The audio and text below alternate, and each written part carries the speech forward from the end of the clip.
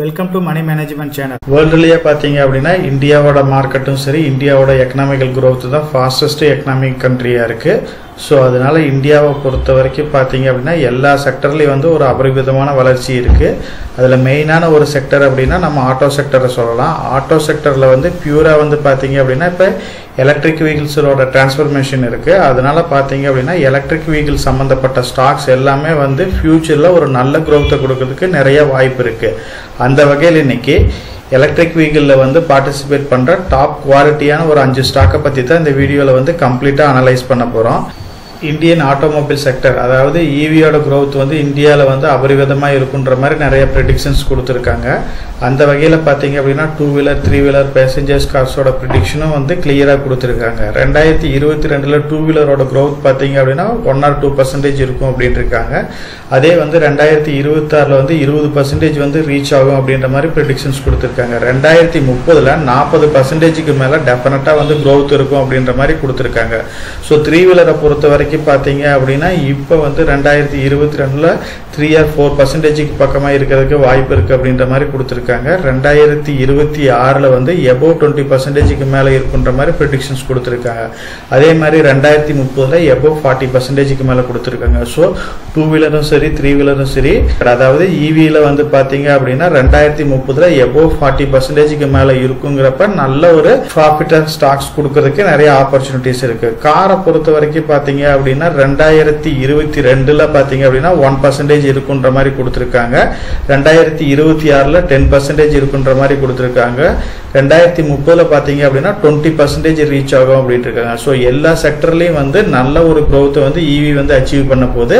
So EV அப்படின்னாவே நமக்கு ஞாபகம் வர வேண்டிய 5 பாயிண்ட்ஸ் அப்படின்னா அந்த இதில் பார்ட்டிசிபேட் பண்ணுற manufacturing companies, battery, charging station, EV software, components, இது வந்து பார்த்தீங்க அப்படின்னா ஈவியை பொறுத்த வரைக்கும் தவிர்க்க முடியாத காம்பனன்ட்ஸாக இருக்குது. ஸோ இதில் வந்து பார்த்தீங்க அப்படின்னா நம்பர் ஆஃப் கம்பெனிஸ் வந்து மார்க்கெட்டில் லிஸ்ட் ஆகிருக்கு. அந்த வகையில் இப்போ மேனுஃபேக்சரிங் அப்படின்னு பார்த்தீங்க அப்படின்னா நிறைய கம்பெனிஸ் இருக்குது. ஸோ நமக்கு தெரிஞ்ச Tata Motors, Bajaj, TVS, Mahindra and Mahindra, Maruti, Suzuki, இந்த மாதிரி நிறைய கம்பெனி பார்த்தீங்க அப்படின்னா இவி மேனுஃபேக்சரிங் இருக்காங்க. இதில் லீடிங் பிளேயராக இருக்கிறது, பிஇ ரேஷியோ பிரகாரம் அட்ராக்டிவான ப்ரைஸில் இருக்கிறது அப்படின்னாவே இந்த அனாலிசிஸை பார்த்தீங்கன்னாவே உங்களுக்கு கிளியரா புரியும். இது ஃப்ரைடே மார்க்கெட் டைம்ல ரெக்கார்ட் பண்ணது. ஸோ அதனால வந்து கரண்ட் மார்க்கெட் பிரைஸ்ல வந்து பாத்தீங்க அப்படின்னா லைட்டா டிஃபர் இருக்கும் ரேட்ல. டாடா மோட்டாரை பொறுத்த வரைக்கும் இண்டஸ்ட்ரி பிஇ 29 இருந்தாலும் இதோட பிஇ வந்து 10 இருக்கு. ஸோ மற்ற கம்பெனி மகேந்திரா அண்ட் மகேந்திராவுக்கு பார்த்தீங்கன்னா 28 இருக்கு, மாருதி சுசுகிக்கு 30 இருக்கு, பஜாஜ் ஆட்டோவுக்கு 32 இருக்கு, டிவிஎஸ் மோட்டாருக்கு 61 இருக்கு. ரொம்ப காஸ்ட்லியா இருக்கு. ஸோ டாடா மோட்டார் வந்து ஒரு அட்ராக்டிவான பிரைஸ்ல இருக்கு. ஸோ இதுக்கு கடன் இருந்தாலும் கூடிய சீக்கிரம் வந்து இந்த கடன் எல்லாம் குறைக்கிறதுக்கு வாய்ப்பு இருக்கு. இந்த கம்பெனிஸ் எல்லாமே வந்து பாத்தீங்க அப்படின்னா ப்ரொமோட்டர் ஹோல்டிங் வந்து நல்ல ஸ்ட்ராங்கான ஒரு ஹோல்டிங்கா தான் இருக்கு. நெக்ஸ்ட் அப்படின்னு பாத்தீங்க அப்படின்னா பேட்டரியை பொறுத்த வரைக்கும் பாத்தீங்க அப்படின்னா 2 கம்பெனிஸ் வந்து மார்க்கெட் லீடரா இருக்காங்க. அதுல வந்து எக்ஸைட் இண்டஸ்ட்ரீஸ் ஒன்று இருக்கு, அமர்ராஜா பேட்டரி ஒன்று இருக்கு. எக்ஸைட் இண்டஸ்ட்ரீஸை பொறுத்த வரைக்கும் இண்டஸ்ட்ரி பிஇ வந்து 45 இருக்கு, அமர்ராஜா பேட்டரியை பொறுத்த வரைக்கும் 24 இருக்கு. ஸோ எக்ஸைட் இண்டஸ்ட்ரீஸ் கொஞ்சம் காஸ்ட்லியா இருக்கு, அமர்ராஜா வந்து ஒரு அட்ராக்டிவான பிரைஸ்ல தான் இருக்கு. இருந்தாலுமே இது எல்லாமே வந்து பாத்தீங்க அப்படின்னா மார்க்கெட்ல ஃபர்ஸ்ட் அண்ட் செகண்ட் பிளேஸ்ல இருக்காங்க இவங்க. அதனால வந்து அமர்ராஜா பேட்டரி வந்து இப்போ ஒரு அட்ராக்டிவான பிரைஸ்ல தான் இருக்கு. நெக்ஸ்ட் காம்பனன்ட்னு பாத்தீங்க அப்படின்னா சார்ஜிங் ஸ்டேஷனை பொறுத்த வரைக்கும் பாத்தீங்க அப்படின்னா டாடா பவர் இருக்கு. அவங்க வந்து நிறைய இந்தியன் ஆயில் கார்பரேஷன் லிமிடெட் கூட ஜாயின்ட் வெஞ்சர் போட்டு நிறைய சார்ஜிங் ஸ்டேஷன்ஸ் வந்து டெவலப் பண்ணிட்டு இருக்காங்க. ரிலையன்ஸ் பார்ட்டிசிபேட் பண்ண போறாங்க, Indian oil corporation limited participate பண்ண போறாங்க, பிபிசிஎல், ஹெச்பிசிஎல், இது எல்லாமே வந்து பண்ண போறாங்க. ஸோ இப்போ நம்ம டிஸ்கஸ் பண்ண ஸ்டாக்ஸை பொறுத்த வரைக்கும் பார்த்தீங்க அப்படின்னா ஹெச்பிசிஎல், பிபிசிஎல், ஐஓசிஎல் பார்த்தீங்க அப்படின்னா பியூரான கவர்மெண்ட் கம்பெனிஸா இருக்கு.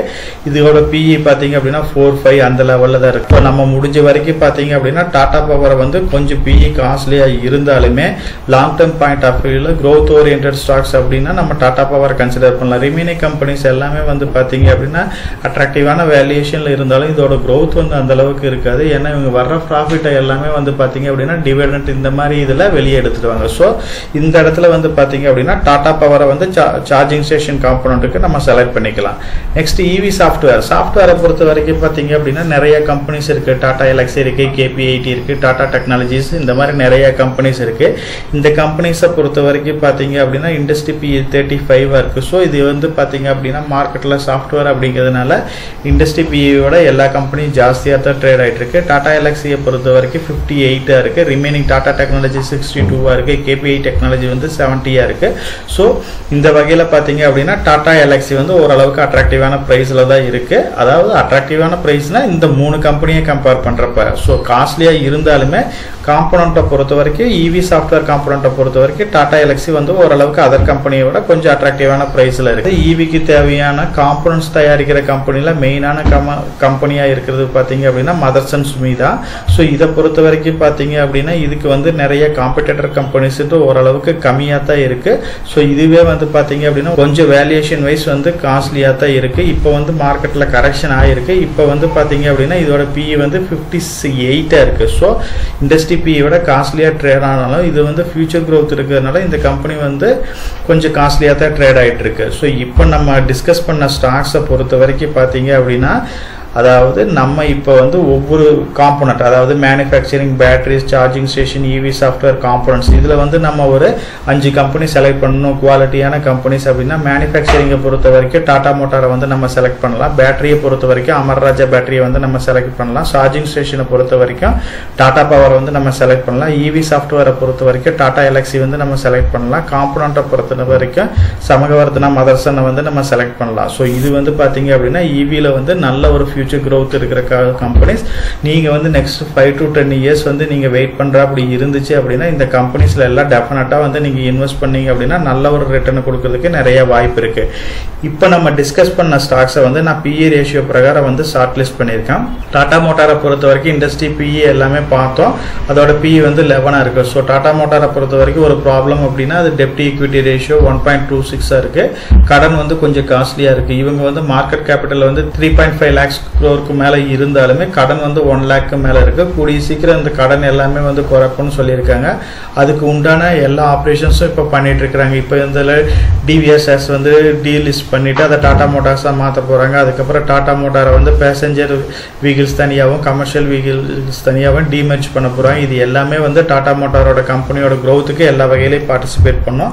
அமர்ராஜாவை பொறுத்த வரைக்கும் ஒரு அட்ராக்டிவான பிரைஸ்ல தான் இருக்கு. இது 52 வீக் ஹைல இருந்தாலும் எக்ஸைட வந்து ஓரளவுக்கு அட்ராக்டிவான PE ரேஷியோல ட்ரேட் ஆகுறதுனால அமர்ராஜாவை டெஃபினட்டா வந்து லாங் டர்ம் பாயிண்ட் ஆஃப் வியூல கன்சிடர் பண்ணலாம்.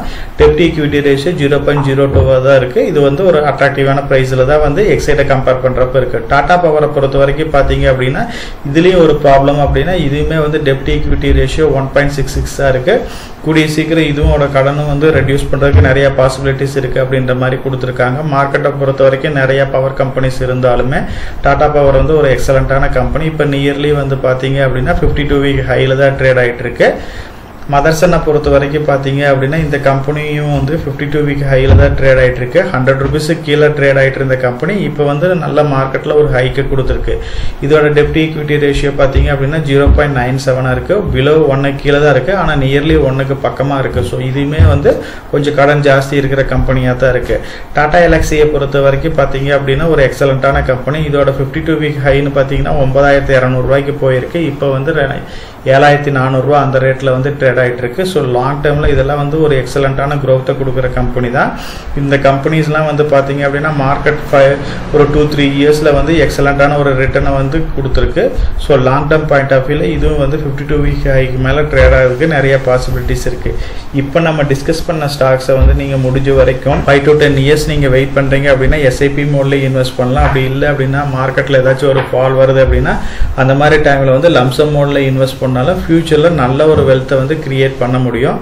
ஆட்டோமொபைல் செக்டரோட வளர்ச்சி வந்து அதாவது EV செக்டரோட வளர்ச்சி வந்து தவிர்க்க முடியாது. அதில் பார்ட்டிசிபேட் பண்ணுற கம்பெனிஸும் நல்ல க்ரோத்தை கொடுக்கறதுக்கு நிறைய வாய்ப்பு இருக்கு. நம்ம சேனலை பொறுத்த வரைக்கும் நம்ம சேனலை வந்து சப்ஸ்கிரைப் பண்ணிட்டு ஒரு 50% பார்க்குறாங்க. சப்ஸ்கிரைப் பண்ணாமல் ஒரு 50% பார்த்துட்டு இருக்கிறாங்க. சப்ஸ்கிரைப் பண்ணாத ஃப்ரெண்ட்ஸ் நம்ம சேனலை வந்து சப்ஸ்கிரைப் பண்ணி சப்போர்ட் பண்ணுங்க. நம்ம சேனல் மெம்பர் கம்யூனிட்டியில போர்ட்ஃபோலியோ அப்டேட் அதாவது என்னோட போர்ட்ஃபோலியோல என்ன ஸ்டாக் பை பண்றேன், என்ன ஸ்டாக் செல் பண்றேன், என்னென்ன சேஞ்சஸ் பண்ணிட்டு இருக்கேன், இதை பத்தி இன்ஃபர்மேஷன்ஸ் வந்து ஷேர் பண்ணிட்டு இருக்கேன். டெய்லி மார்க்கெட் அப்டேட் வந்து முடிஞ்ச வரைக்கும் போஸ்ட் பண்ணிட்டு இருக்கிறேன். கார்பரேட்ல என்னென்ன ஈவென்ட் இருக்கு, நம்மளோட இந்திய எக்கனாமியை பத்தி ஒரு சில யூஸ்ஃபுல்லான இன்ஃபர்மேஷன்ஸ் எல்லாமே ஷேர் பண்ணிட்டு இருக்கோம். மெம்பர் கம்யூனிட்டியில ஜாயின் பண்ணி இதை ரெகுலரா ஃபாலோ பண்ணீங்க அப்படின்னா உங்களுக்கு நாலேஜ் இம்ப்ரூவ் ஆகிறது மட்டும் இல்லாம உங்களோட போர்ட்ஃபோலியோவை ஹெல்த்தியா பில்ட் பண்றதுக்கு எல்லா வகையிலையும் சப்போர்ட்டிவா இருக்கும். இப்ப டிஸ்கஸ் பண்ண இன்ஃபர்மேஷன் எல்லாம் உங்களுக்கு யூஸ்ஃபுல்லா இருக்கும்னு நினைக்கிறேன். இந்த வீடியோ உங்களுக்கு யூஸ்ஃபுல்லா இருந்துச்சு அப்படின்னா நம்ம சேனலை வந்து சப்ஸ்கிரைப் பண்ணுங்க, நம்ம வீடியோவை லைக் பண்ணுங்க, ஷேர் பண்ணுங்க. கமெண்ட் செக்ஷன் ஓப்பன்ல தான் இருக்கு. சோ இந்த வீடியோ பத்தி உங்களோட ஒப்பீனியன் என்ன, இதுல என்னென்ன டவுட்ஸ் இருக்கு அப்படின்னு நீங்க கமெண்ட் செக்ஷன்ல போஸ்ட் பண்ணீங்க அப்படின்னா உங்களுக்கு மட்டும் இல்லாம நம்ம வியூவர்ஸ் எல்லாத்துக்குமே நல்ல ஒரு சப்போர்ட்டிவா இருக்கும். நான் ஒரு செபி ரிஜிஸ்டர்ட் அட்வைசர் கிடையாதுங்க. நம்ம சேனல்ல போடுற வீடியோக்கள் எல்லாமே வந்து பாத்தீங்கன்னா எஜுகேஷனல் ஆர் இன்ஃபர்மேஷன் பர்பஸ்க்கோசரம் போஸ்ட் பண்ற வீடியோக்கள் தாங்க. இன்வெஸ்ட்மெண்ட்னா கண்டிப்பா ரிஸ்க் இருக்கும்.